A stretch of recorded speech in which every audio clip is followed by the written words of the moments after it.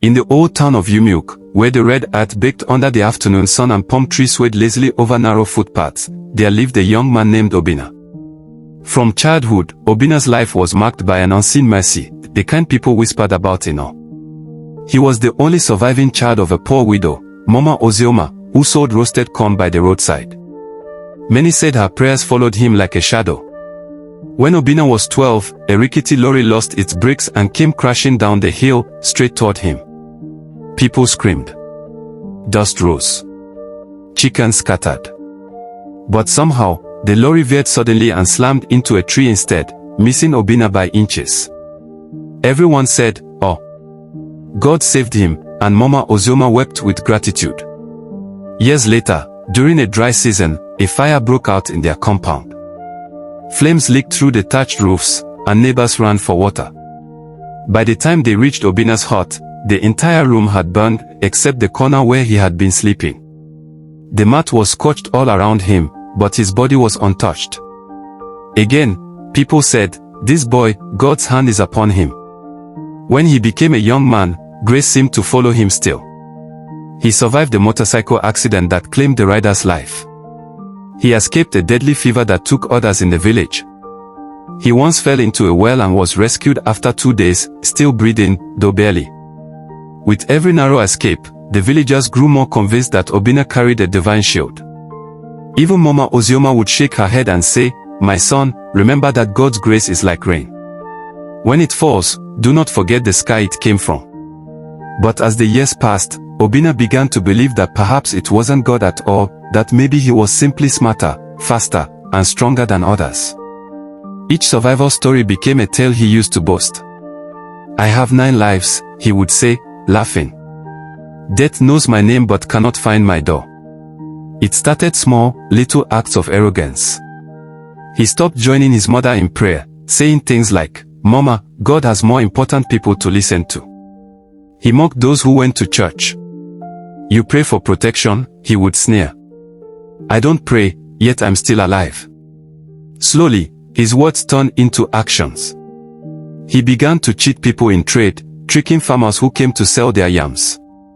When they protested, he laughed in their faces. "Go and tell your God to fight for you," he would say. One day, while walking through the market square, he saw a group of young men gambling. He joined them, and when he won, he took all their money without mercy. When one man accused him of cheating, Obinna slapped him in front of everyone. From that day, he became feared, not respected, but feared. People started calling him Obinna the Untouchable. And it seemed true. No matter how badly he behaved, nothing happened to him. When he insulted the village elders, a thunderstorm broke out that very night, but only their huts were struck by lightning, not his. When he was reported to the police for stealing, the officer sent to arrest him crashed their patrol car on the way to Umuk. Everyone whispered that maybe God really did protect him, no matter what he did. Even Obinna believed it. He began to think he could get away with anything. Then came the night that changed everything. A trader from the neighboring town came to Umuk carrying bags of money, payment for palm oil he had bought.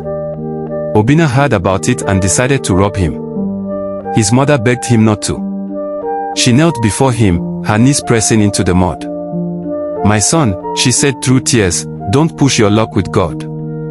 He may have been merciful, but his patience has a limit." Obinna only laughed and raised his chin proudly. "Mama, you worry too much. God and I are friends. He won't do anything to me." That night, he went with 2 of his friends to ambush the trader on the lonely path by the river. The man pleaded with them, swearing that he carried little money.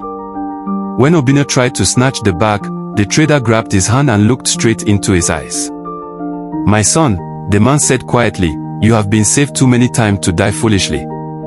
Don't destroy the last grace left in your life." For a moment, Obinna froze. The man's words felt heavy, almost divine. But then pride rose in his chest again. He yanked his hand free and struck the trader across the face. "You think your old words can stop me?" He tore the bag open, only to find that it was filled not with money, but with ashes. A strange wind blew through the trees. His friend screamed and ran into the dark, never to be seen again. Obinna tried to run too, but his legs felt heavy, as if the ground itself was holding him. His vision blurred. The last thing he heard was the rustle of leaves whispering like a voice, "Grace has left you." When he woke, he was lying by the riverbank, alone, bruised, and feverish. He staggered home, but the village no longer looked the same. People turned away from him. His mother's hut was empty. She had died that very night, they said, weeping and calling his name. From that day, Obinna's life began to crumble. His friends deserted him.